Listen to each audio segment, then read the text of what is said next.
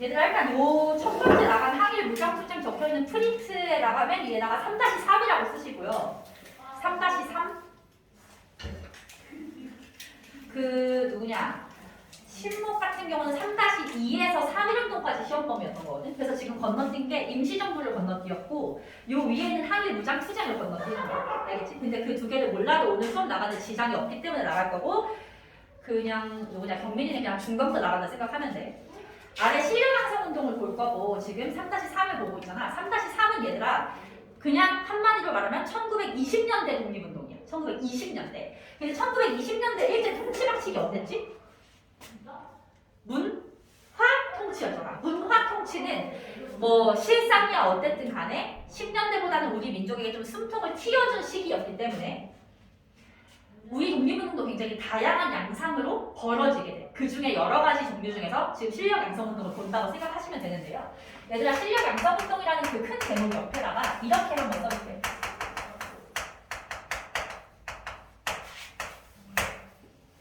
바이 민족주의.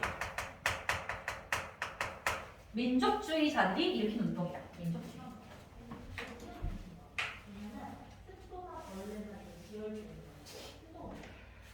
20년대를 보고 있잖아 얘들아. 20년대 우리나라에 어떤 사상 하나가 유입이 되는데 무슨 사상이 유입이 되냐면 사회주의라는 사상이 유입이 돼. 사회주의는 앞으로 특히 신문포는 시험범에서 되게 중요하게 나올 거거든. 이 사회주의가 들어오면서 사회주의에 반대되는 사상을 우리는 앞으로 민족주의라고 부를 거거든. 일단 우리 사회주의 하면 떠오르는 나라가 어디가 있어? 러시아, 소련, 옛날 소련, 그리고 중국, 북한 이런 나라들 사회주의 국가잖아. 사회주의라고 하는 나라들은 기본적으로 경제를 공산주의를 채택하기 때문에 이들 빈부격차를 없애고 싶은 게 이들의 목표야.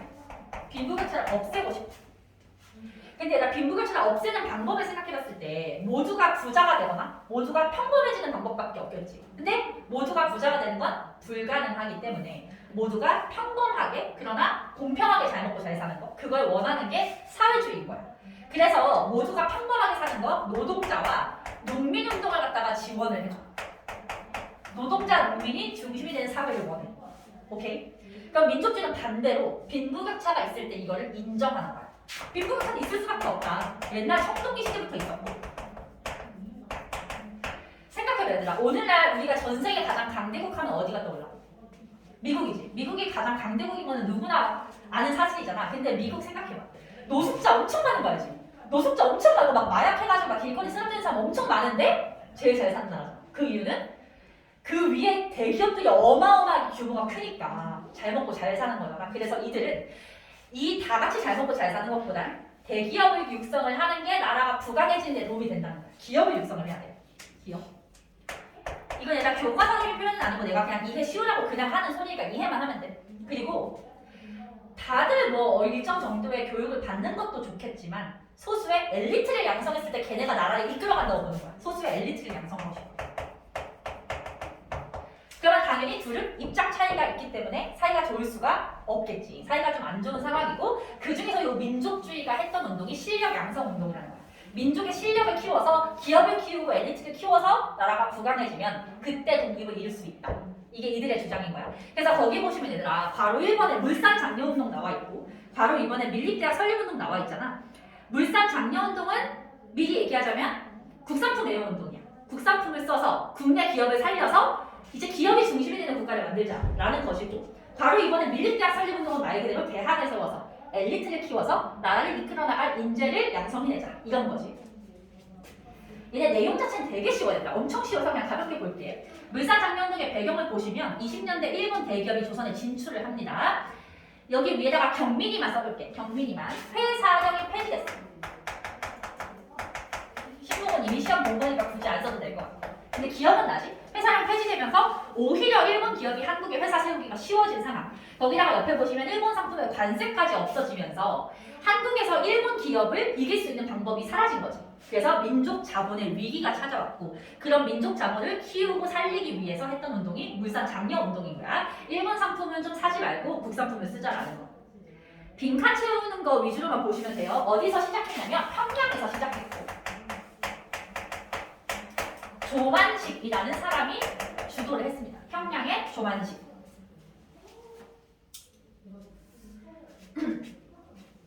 조선물산장려회라는 단체가 있는데 키워드 자체가 물산장려가 들어가 있어서 따로 외울 필요는 없어 얘들아. 전국적으로 확산이 됐고 표어에다가 밑줄을 그어볼게. 내 살림 내 것으로 조선 사람이 만든 것을 믿고 먹고 쓰자. 근데 이거는 그냥 보자마자 물산장려가 우리가 유추할 수 있으니까 막 외울 내용은 아니야, 그렇지? 근데 일단 결과를 보시면 실패했어. 중단됐어. 그 이유는 일단 첫 번째로 얘들아 일본이 탄압을 했다는 건 너무 당연해서 내가 쓰지 않았고 거기 결과 읽어보시면 일시적으로 수요가 증가되면서 상품 가격이 올라갔다라고 적혀있잖아. 얘들아 우리 그 2년 전에 코로나 처음 터졌을 때 떠올려봐. 그때 마스크 대란 있었던 거 기억나? 마스크 엄청 비싸게 팔았지. 그때 나는 사실 그때 비싸도 왠지 불안해서 마스크 엄청 싸가지고 지금도 그때 산 거 쓰고 있거든. 엄청 비쌌잖아 얘들아. 똑같아. 가만히 있어도 사람들이 사주니까 품질은 그대로인데 가격만 올리는 거야. 그런 현상을 보면서 누가 비판을 하냐면 빈칸에 사회주의자가 비판을 하기 시작했어. 사회주의자.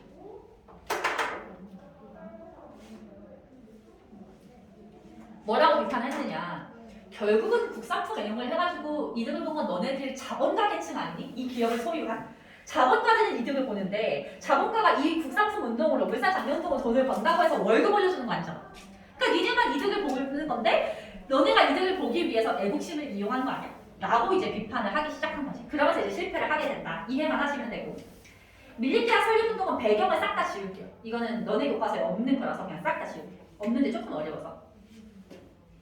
그냥 배경은 일본이 1920년대 한국인에게 교육 기회를 확대해주겠다고 말을 해놓고 전혀 확대해주지 않았고 특히 한국인을 위한 대학이 없다라는 게 배경이 되겠지. 그래서 이제 학교를 세우는 운동을 추진한 게 밀립대학 설립운동이고 민립대학이라고 할 때 민립은 민간에서 설립했다 이 뜻이죠. 나라에서 세운 게 아니라 민간에서 설립했다. 주도한 사람 이름 빈칸에 써볼게요. 이상재라는 사람이 주도를 했어.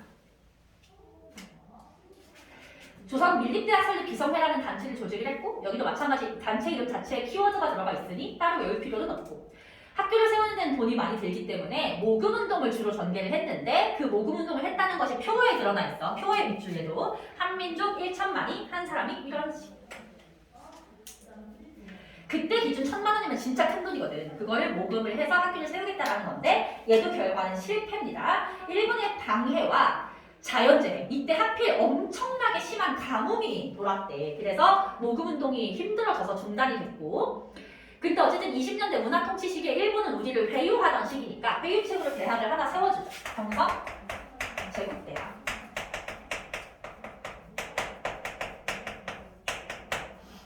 경성 제국대학. 얘가 오늘날의 원화비율이 들어본 적 있어? 오늘날의 서울대이죠. 서울대이죠. 그러나 뭐 그것 때문에 서울대를 비판할 거리는 아니고 그냥 그렇다는 거 알고만 있어도 되지.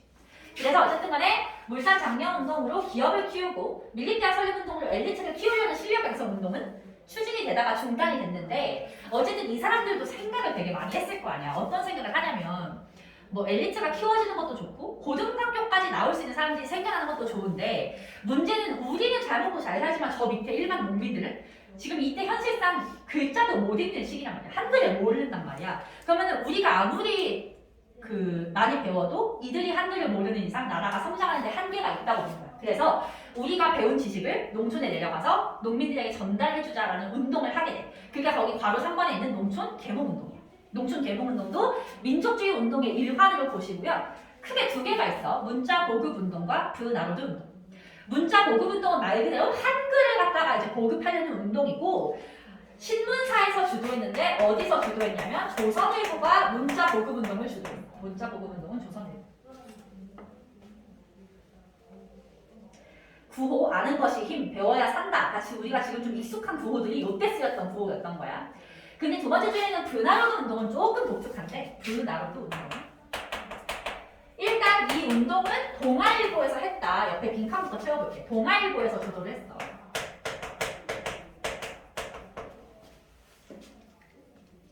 근데 이 브나로드라는 말 자체가 러시아에서 온 말인데 우리말로 번역을 하면 민중 속으로라는 뜻이야. 민중 속. 우리가 직접 민중 속으로 들어가자라는 거지. 그래서 단순 한글 보급뿐 아니라 그걸 더 넘어서서 농촌 전반에 있는 여러 가지 것들을 좀 향상시켜주는 일들을 했거든. 예를 들면 미신을 없앤다거나 뭐 악습을 폐지한다거나 이런 것들을 하려고 했던 농촌 계몽운동이 브나르드 운동이다. 됐어? 되게 쉽지? 근데 마지막 네 번째 실력 양성 운동이 중요한데 자치운동이라고 적혀있지. 자치운동. 이광수, 최인, 김성수 이런 사람들 나와 있는데 김성수 같은 경우에는 엄청난 그때 부자였거든. 기업인이었는데 경성방직이라고 해서 요 물산 장려운동으로 큰 이득을 봤던 회사의 사장이었어. 엄청난 부자였고 당시 조선 최고의 부자였다고 얘기를 하거든. 근데 이 사람들이 이광수 같은 경우는 무적을 썼던 문학가고 그치? 근데 자치운동을 했대. 자치운동을 하면서 자치론을 주장했다 이런 표현도 쓸 수 있거든. 이들의 주장이 뭔지 보자. 자치가 무슨 뜻이지? 자치? 무슨 뜻이죠? 단어 뜻. 스스로 통치한다. 스스로 다스린다. 이거잖아 얘들아. 이 자치라는 단어를 생각해보자. 그러니까 이들의 주장은 한마디로 말하면 지금 현재 조선이 일본의 식민지를 받고 있으면서 조선의 행정기관이 조선 총독부잖아. 그러면 얘들아 조선 총독부는 한국을 위해서 행정 처리를 하겠어? 일본을 위해서 하겠어?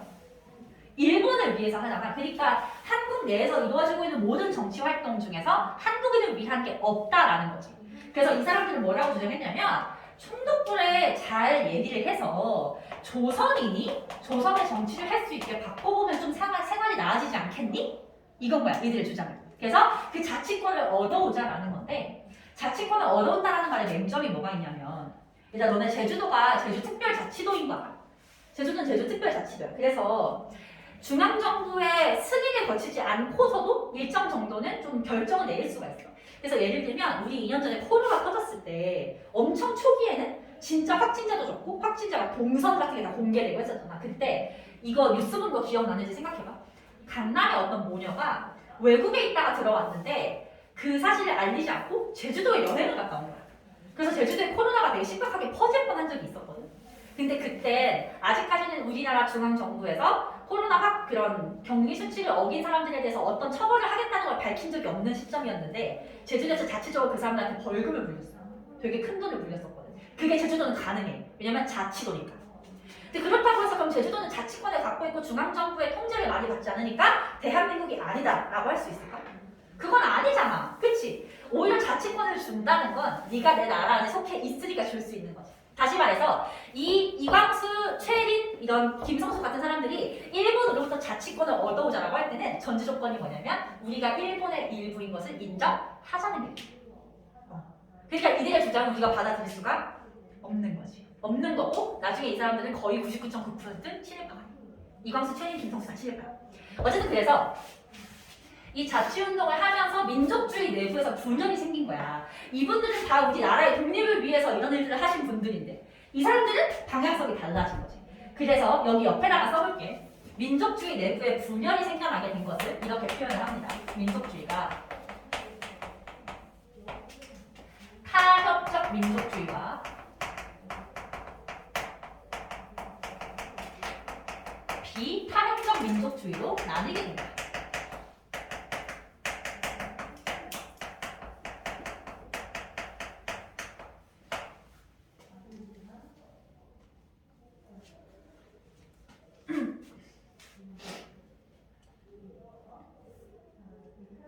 라고 할 때 여기서 타협이라는 단어 자체가 일제에 타협한다는 의미이기 때문에 얘네가 자치운동 쪽인 거야. 자치론자가. 그 외에 끝까지 독립운동의 방향성을 고수하신 분들을 비타협적 민족주의라고 부르는 거지. 그래서 결국은 얘네 때문에 민족주의 내부에서 분열이 생겨났다. 라는 것까지 보면 요 파트는 끝이 나. 다 쓴 사람은 뒷장으로 넘겨보자. 이제 네모 3번의 학생운동하고 네모 4번의 민족유일당 운동을 하면 3-3이 끝이 나거든. 학생운동은 굉장히 쉬워요. 굉장히 쉬워. 그 우리 얘들아 3.1운동 배웠을 때 3.1운동을 주도했던 세력이 학생이었고 특히 유관순 같이 유명한 분들도 있었잖아. 그래서 학생들이 3.1운동을 계기로 어떤 사회의 운동을 주도할 수 있는 세력으로 성장을 하게 돼. 그러면서 학생운동이 일어나는데 60만세운동과 광주학생 학예운동 두 개로 나뉘거든. 일단 60만세운동 옆에다가 연도 한번 써볼래? 1926년 이제 연도를 외워야 되는 건 아닌데 얘는 그렇게 중요하진 않은데 그냥 써봅시다. 60만년 성도의 26년. 얘들아 60만성동이라는 이름을 딱 봤을 때 무슨 사건하고 이름이 비슷해? 3.1운동하고 비슷하지 느낌이. 제2의 3.1운동이라고 생각을 하시면 돼요. 3.1운동은 누가 돌아가셨을 때 일어났어? 고종이 돌아가셨을 때 일어났지? 60만세는 전개 일단 여기부터 빈칸 채워보자. 순종이 돌아가셨을 때 일어났어. 순종의 빈칸이. 인산의 국장이 다 같은 뜻이야. 준비를 이제 빈칸에 채워봅시다. 준비 세력이 굉장히 중요하다. 준비 세력. 세 가지 세력이 있는데 천도교, 사회주의, 마지막 학생. 이렇게 세 세력이 60만성동을 준비했어. 천도교, 사회주의, 학생. 천도교가 뭐 하는 종교였지? 뭐에서 이름이 바뀐 종교였지? 동학이었지. 동학에서 이름을 바꾼 그 종교야 얘들아. 근데 이 천도교 계열의 사람들은 대다수가 여백에다가 써봐. 민족주의였다. 대다수가 민족주의였어. 근데 얘들아 그럼 지금 이렇게 보내는 거지. 민족주의랑 사회주의랑 학생들이 같이 준비를 한 게 되는 거잖아. 근데 민족주의하고 사회주의 사이가 좋아 안 좋아? 안 좋지. 근데 이때 왜 같이 했냐면 제2의 3.1운동을 해야 되니까 대의를 위해서 개인적인 감정은 참은 거라고 보는 거야. 그래서 둘이 뭔가 손을 잡은 상태에서 학생들이 껴 있었는데 얘들아 일본 애들도 진짜 까마사리가 아니고서야 고종이 돌아가셨을 때 3.1운동이 터졌는데 이거 예상 못했겠어. 당연히 예상했고 순종이 돌아가시자마자 엄청난 감시와 탄압을 통해서 이런 사람들 다 잡아내는 거야. 그래서 거기 적혀있지만 이분들은 일찌감치 일본한테 잡혀서 구속되더라고.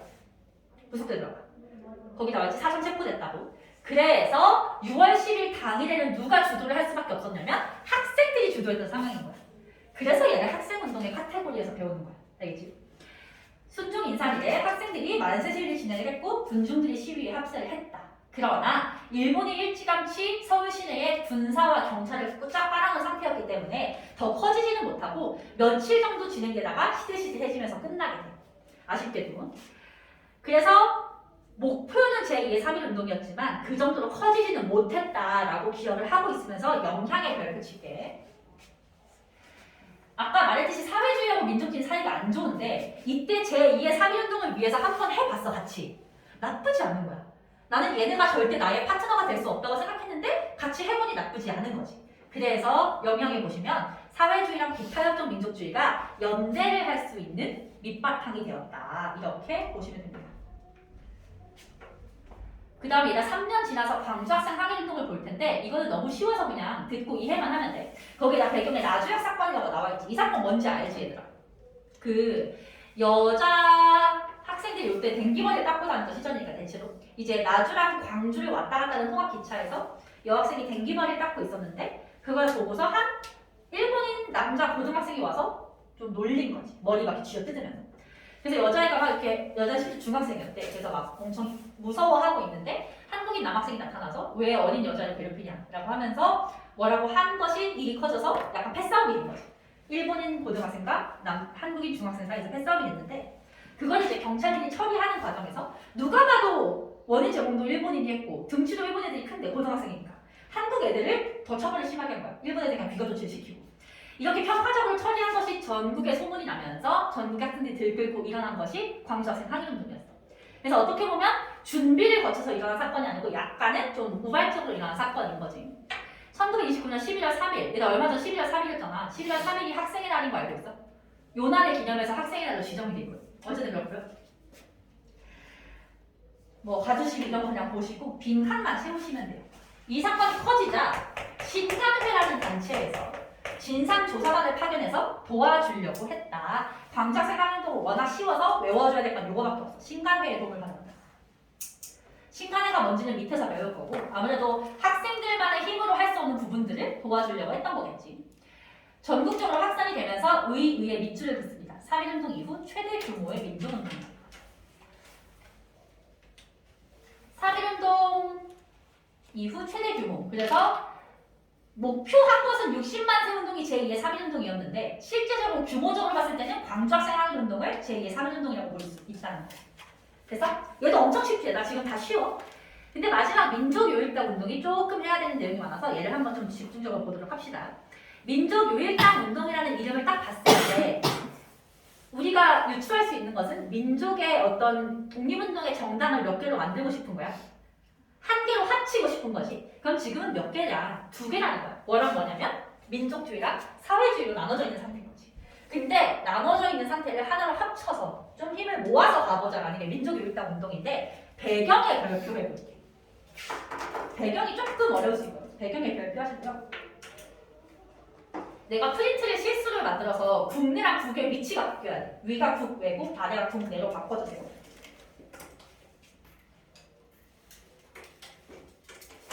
국외적인 배경이 2개, 국내 배경이 4개인 거야.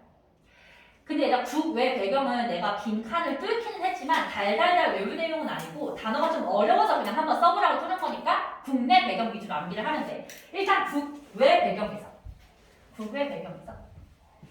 빈칸 써볼게. 코민테른의 노선 변화. 코민테른 노선 변화.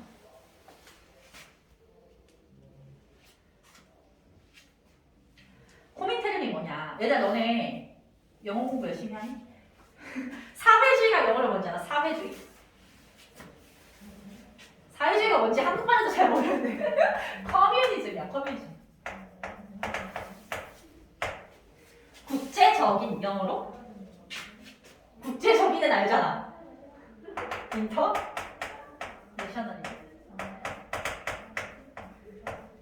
이때 코민테른은 이렇게 앞글자 딱 봐요. 코민테른. 국제공산당 조직이야. 국제공산당 조직.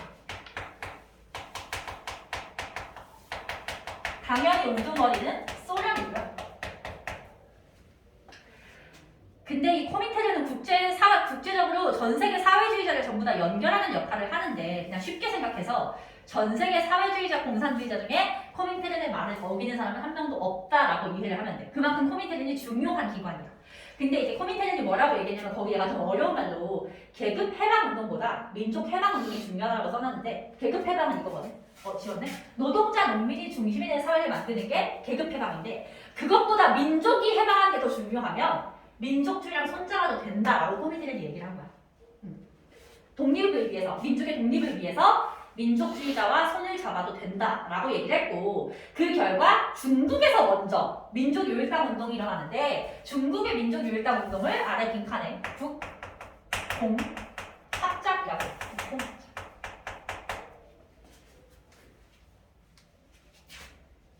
근데 아까도 말했지만 얘는 예자체 내용이 중요한 건 아니고 문제 풀 때 좀 어려울 수 있어서 설명을 해준 거고요.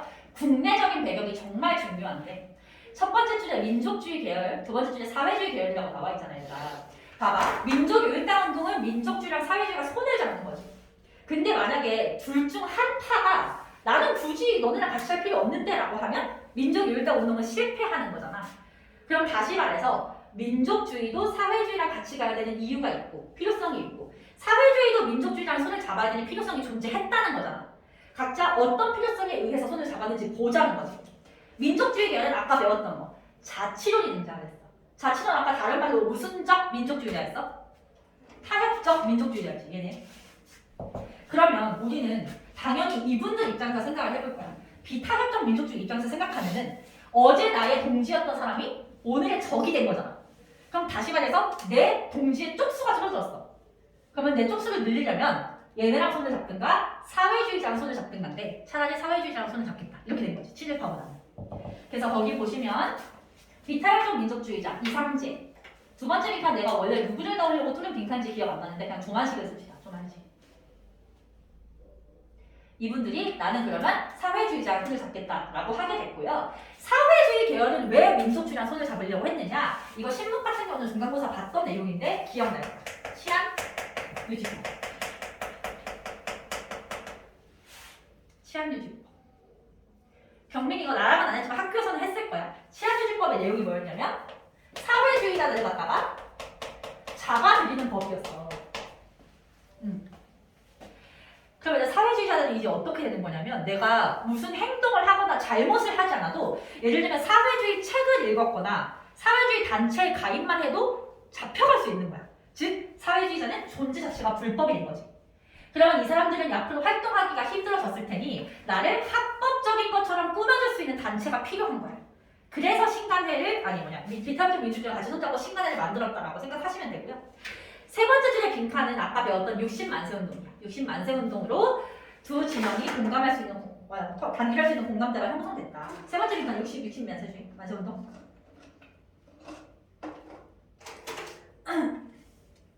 그 다음 네 번째 줄은 제일 중요한 거. 정부의 선언이 발표됐다. 얘가 제일 중요해. 정부의 선언. 정부의 선언은 얘들아 이걸 발표한 주체가 사회주의자예요. 사회주의 측에서 발표를 한 겁니다. 올리드 갖고 왔니? 경미 올리드 있어? 없어? 잠깐만. 일단 주명이는 뒤돌아서 서준이 걸 다시 보시고요. 경민이는 뒤로. 쟤나 있지? 197쪽을 찾아요. 책을 다 본 사람이 뒤를 보는 건 좀 아닌 것 같아서 경민이만 보여줬어. 197쪽에 정부의 선언이라는 사료가 있죠. 걔를 별표를 칩니다. 찾았어? 이거. 이 사료. 얘를 보는데. 찾았어? 얘가 정부의 선언에서 빨간색 이 밑줄 그어져 있는 파트만 보면 돼. 밑줄 그어져 있는 파트만 보면 되는데 내가 얘기하는 거 그냥 따라오면서 내가 끊으려는 데서 끊으세요. 민족주의적 세력에 대하여는 그 부르주아 민주주의적 성질을 명백하게 인식하는 동시에 에서 끊어봐. 동시에 그리고 뒤에 과정적 동맹자적 성질도 충분히 승인하여 에서 끊으시고 그것이 타락하는 형태로 출현되지 아니한 것에 하나여는 에서 끊으시고 적극적으로 제기한다. 이렇게 되는 거야. 자 그럼 보자. 민족주의적 세력에 대해서는 그 부르주아 민주주의적 성질을 인정한대. 얘들아 부르주아 하면 보통은 부자를 뜻해 평범한 사람을 뜻해? 부자를 뜻하지. 그러니까 한마디로 아까 민족주의가 빈부격차 인정했잖아. 그놈들 부자 좋아하더라. 나 그거 단점인 거 알아. 아는데 뒤에서 과정적 동맹자적 성질도 있다는 거야. 여기서 말하는 과정은 어디로 가는 과정이냐면 독립으로 가는 과정이고 그 과정에서는 충분히 걔네가 동맹을 맺을 만한 자격이 있다. 그러니 그것이 타락하는 형태로 출현되지 아니하는 것의 하나예요. 민족주의 세력 중에서 타락한 형태가 뭔데? 타락한 형태가 타협적 민족주의인 거지. 얘네가 아닌 것의 하나여니까 누구랑 손잡겠다. 비타협적 민족주의랑 손잡겠다. 이렇게 되는 거야. 이 사료는 약간 원래 사회주의자들이 말을 좀 어렵게 하는 경향이 있어서 해석하기 좀 어려울 수 있거든. 그럼 한번 해석하면 그 다음부터 쉬울 거니까 문제 풀 때 나오는 정의 선언을 알면 돼. 자, 이제 책은 안 보셔도 되고요. 다시 프린트 돌아와서 그걸 내가 가져갈게. 그래서 다시 프린트 보면 정의 선언은 비타협적 민족주의 세력과의 제휴를 주장했다. 됐어? 그러면서 비타협적 민주주의와 사회주의자가 손잡아서 만든 단체가 신간회고요. 신간회. 결성에 보시면 비타협적 민족주의자랑 사회주의자가 손을 잡았다. 만약에 학교에서 서술형이 나왔는데 여기다가 그냥 민족주의라고만 쓰면 틀립니다. 반드시 앞에 비타협적을 붙여야 돼. 회장에는 아까 밀리티아 설립 운동을 했던 이성재. 부회장은 홍명희. 이상재, 홍명희.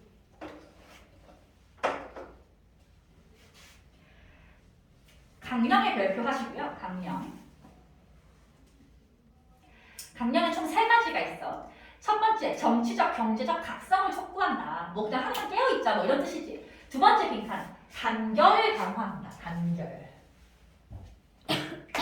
우리 민족의 단결을 의미하는데 더 구체적으로 들어가면 누구와 누구의 단결을 뜻하겠어? 비타협적 민족주의나 사회주의의 단결을 의미한다고 해석이 되는 거야. 그리고 마지막 세 번째, 기회주의를 배격한다. 기회주의를 배격한다. 라고 할 때 이들이 배격하고자 하는 기회주의가 누구를 의미할까? 타협적 민족주의를 의미하는 거예요. 그래서 강령은 시험 워낙 잘 나오니까 체크하시고요. 특징은 읽어만 볼게. 국내 최대의 사회단체로서 140여 개 지회와 회원수 4만 명에 달하는 단체로 발전했다. 얘들아, 이렇게까지 지회도 많고 회원수도 많으려면 불법단체일 수 있을까? 불법단체일 수가 없어. 그래서 얘는 합법단체인 거 알고 계세요. 그냥 알고만 있으면 돼. 합법단체냐 아니냐 물어보진 않으니까 이해만 하고 있으면 됩니다. 그래서 활동을 보시면 그렇게까지 과격한 활동은 많이 안 하는 거예요. 합법적인 단체다 보니까. 읽어만 볼게요. 순회 강연회 개최, 노동야합, 교양 강좌 등 계몽활동을 전개를 하고 농민, 노동, 여성 형평운동 같은 사회운동을 지원한다. 그냥 당연하게 읽기만 하면 돼. 근데 동그라미 3번이 중요하지. 우리 아까 배웠던 거. 광주 학생 항일운동에 진상조사단을 파견했다. 광주 학생 항일운동 지원.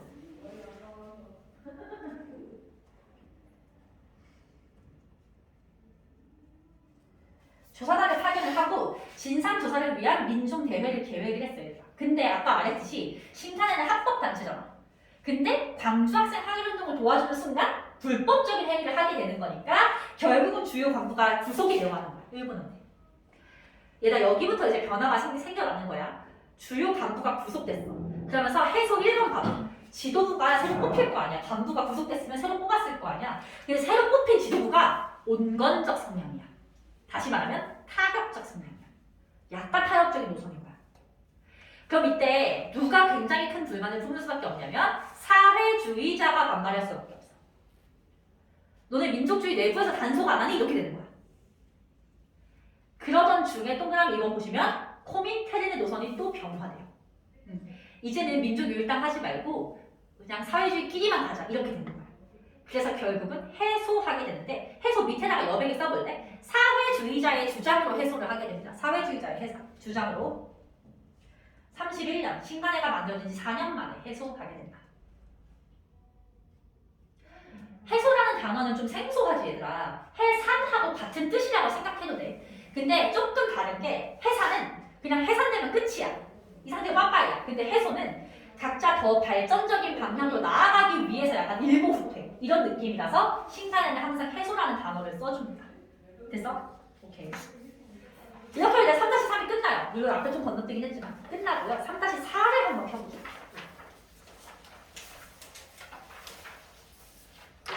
여기 위에 순서 헷갈리는 사람 3-4를 써놓으시고요. 약간 쉬어가는 타임이에요. 문화 파트라고 생각하시면 돼요. 여기 네모 1번 사회구조와 생활모습 변화 되게 내용 별거 없어서 얘만 보고 좀 쉴게 얘들아. 사회구조가 일제강점기 때 당연히 변화할 수밖에 없겠지. 그때 첫 번째 변화는 바로 1번에 나와 있는 식민지 근대화야. 식민지 근대화. 얘들아 근대화면 근대화지 식민지 근대화가 뭐냐 단어 뜻만 이해하시면 돼요. 우리 보통 얘들아 근대화하면 좋은 거야 안 좋은 거야? 좋은 거지. 사회가 근대화됐기 때문에 우리가 이렇게 편리하게 살고 있는 거잖아. 근데 우리는 근대화를 우리가 옛날에 배웠던 뭐 갑신정변이나 과도개혁으로 노력을 했었지만 본격적인 근대화는 일제강점기에 하게 됐단 말이야. 근데 그거를 좋은 거라고 볼 수 있을까? 아니지. 왜냐면 일제강점기에 일본이 근대화를 시켜주긴 했는데 그게 한국인들의 생활 수준을 높여주려고 한 건 아니라는 거야. 그럼 왜 했느냐? 자기네가 침략했을 때 편하게 살려고 여기 일본 애들 살아야 되니까 그런 거잖아. 그래서 이제 그 양면성을 알고 있자라는 거지. 그 뜻을 가진 단어가 식민지 근대화고요. 교통과 도시를 볼 텐데 교통이 조금 더 중요해요. 교통 빈칸에 X자. X자형 간선 철도망을 건설했다. 철도 이름들은 이번 시험에는 외울 필요가 없고 그냥 보면 우리 지난 시험범에서 뭐 경부선, 경의선 이런 거 배웠었잖아. 그 상태에서 나중에 경원선도 만들고 전라도를 연결하는 호남선도 만들었거든. 이게 X자라는 거야. 그럼 이때 일본이 철도를 세워준 목적이 뭐냐? 봐봐. 부산에서 배 타고 들어와서 중국 진출이 편해. 여기 기차가 있으면 뭐가 편하냐면 러시아랑 나중에 싸우게 될 것에 대비하기가 편해.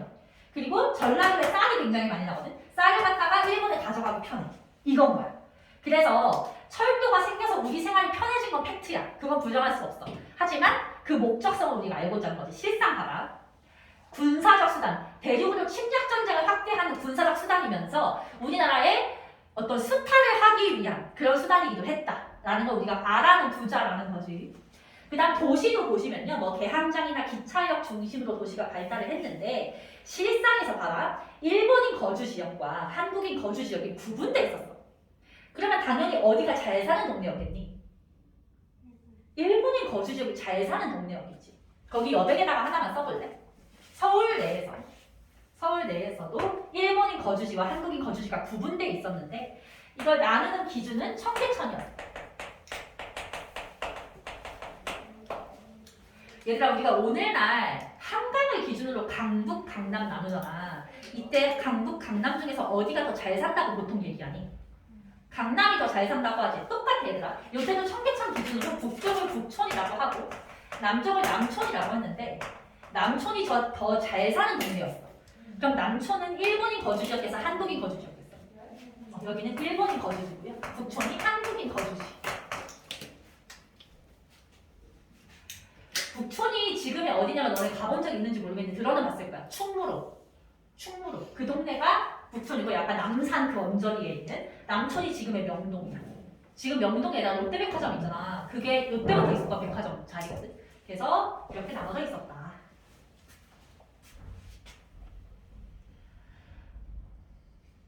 그리고 거기 보시면 한국인들은 빈민촌을 형성하고 있었고요. 특히 도시의 빈민들은 살 집이 있었을까?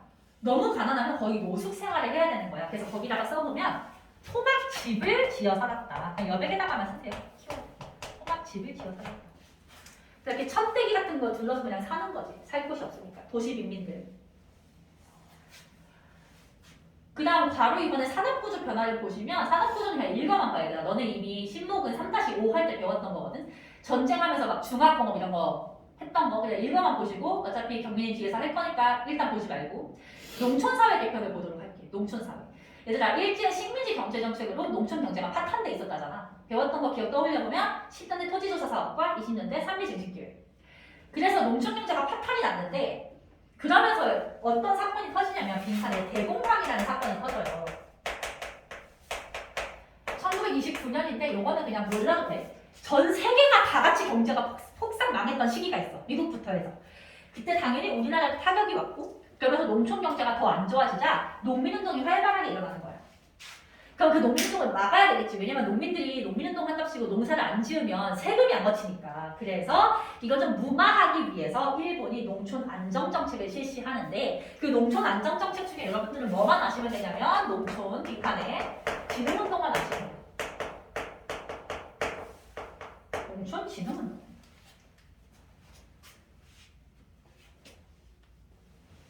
이름에서부터 느낌 오죠? 농촌을 좀 살려보겠다라는 건데 얘가 들어가봐.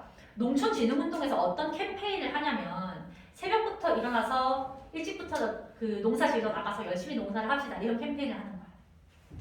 이게 농촌 사회를 개선시킬 수 있었을까? 개선시킬 수 없지. 얘들아 이 시기에 조선의 농민치고 열심히 안 하는 농민이 있었을까?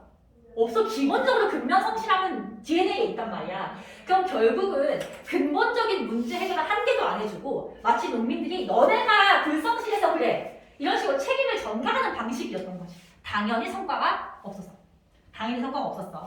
그 다음 옆에 조선 농지령은 신문만 들으면 돼. 이거 아마 한글화면 없을 거야. 조선 농지령은 듣고 이해만 하시면 돼요. 일단 소작권 옆에다 써봐. 소작권 이동에 제한을 둔 법령. 조선 농지령 교과서에 있긴 있으니까 설명만 해주는 거야. 소작권 이동이 무슨 말인지 알겠어? 내가 오늘은 우리 집에서 제나 집에 소작권을 줬는데 갑자기 좀 마음에 안 든다고 내일부터 제나네 집은 우리 집에서 소작하지 말고 경민이가 다 내일부터 이런 식으로 가버리면 농민들은 당연히 힘들 거 아니야. 그래서 그거를 마음대로 할 수 없게 했던 법령이다 라고 이해를 하시면 돼요. 중요하진 않아. 그 다음 아래 의식주는 읽어만 보시고요. 의에서 맨 끝에 있어요. 몸빼만 동그라미 치시고 몸빼. 주에서는 토막 민만 동그라미 치세요. 너네 몸빼바지 들어봤지? 뭔지 알지 그 바지. 근데 그게 뭐냐면 일본이 전쟁할 때 한국인들한테 일을 막 시키잖아. 더 열심히 일하라고. 그때 옷을 편한 걸 입어야 일을 더 많이 할 수 있으니까 이건 입으라고 강요했던 거야. 여자들 치마 입으라고 몸빼바지 입으라고. 그리고 토막민은 아까 이거. 토막집을 지어 살았던 도시 빈민을 토막민이라고 한다. 이해만 하시면 됩니다. 됐어? 오케이. 우리 5분 쉬었다가 뒷부분 봅시다. 5분 동안 쉬세요.